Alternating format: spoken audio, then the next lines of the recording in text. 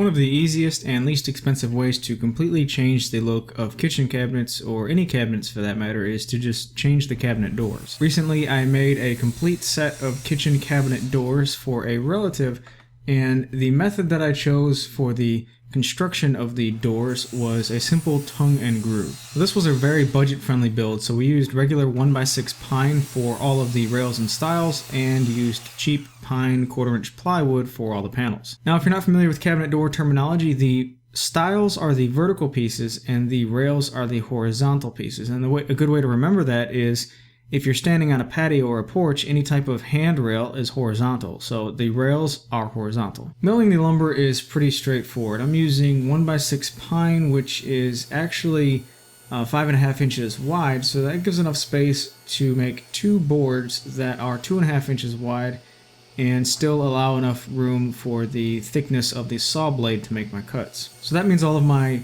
rails and stiles are 2.5 inches wide, and I'm sizing them so that I have a 1/2 of an inch overhang on all 4 sides of the actual opening that the door is going to cover. Probably one of the most commonly used tools to create cabinet door joinery out there is the router in a router table. And one of the greatest benefits of using a router is that you can get all kinds of different looks simply by changing the router bit set. Now, these sets aren't exactly cheap, and also the groove that is on the inside for the panel to sit in is typically exactly 1/4 of an inch thick. So if that's the case, then these 1/4-inch plywood panels that I'm using are going to rattle around in there, because 1/4-inch plywood is not exactly 1/4 of an inch. It's a good idea to pre-finish all of your panels before assembly, and also before you cut the grooves in all of your pieces. Once the pieces are milled to the appropriate size, then you can start creating the groove.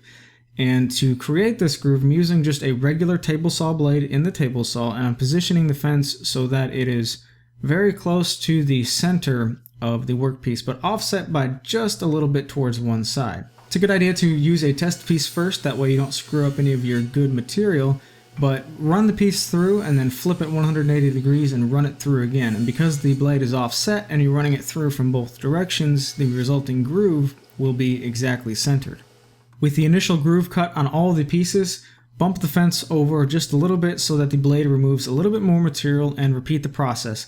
Now, it's a good idea, again, to use a test piece first, that way you don't go too far with creating your groove. You want the groove to fit the plywood nice and snug, but not so tight that you have to force it on there. You want it to be able to hold itself up against gravity.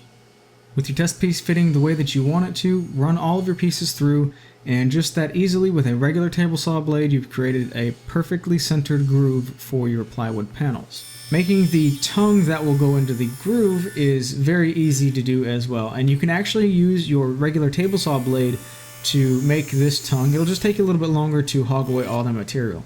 To speed things up a little bit, I'm using a very inexpensive dado blade that will remove all the material that I need in one pass. And to set this up, the fence or the stop block, whichever you're using, needs to be the exact width from the outside of the blade as the depth of your groove, or slightly less than. Start off with the blade a little bit lower than what you think it needs to be. Make one pass, flip the board over, and then make a second pass on the same end of the workpiece. The resulting shape is the tongue. Now, because we did this a little bit lower than what we think it needs to be, it's probably not going to fit on the first time, so this will give you a little bit of leeway so you can bump the blade up slightly until you get that really nice snug fit. Again, not too tight to where it's hard to fit the piece in there, but tight enough to where it'll hold itself up against gravity. With all the joinery cut, I like to make a dry fit of all of the rails and stiles to make sure that I'm not going to have any problems during glue up. And once everything is dry assembled, then you can measure the interior dimensions to figure out what size panel you need. I like to make mine 1/8 of an inch less in both directions. To glue together the door, all you need is a little bit of glue on the tongue part of the joinery. Once the glued tongue is inserted into the rail, you'll have a nice long grain to long grain glue connection. You don't need to glue the plywood panel in place, because the plywood will expand and contract at a different rate than the rest of the door.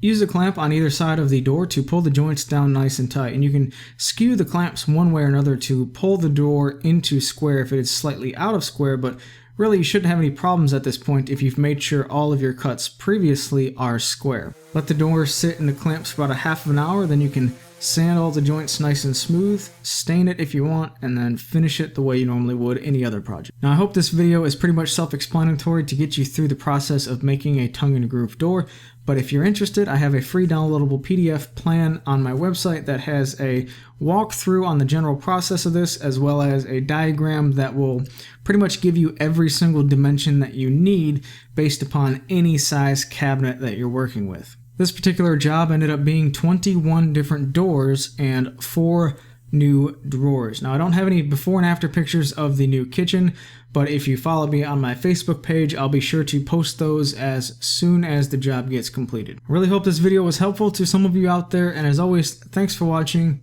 and have a great day.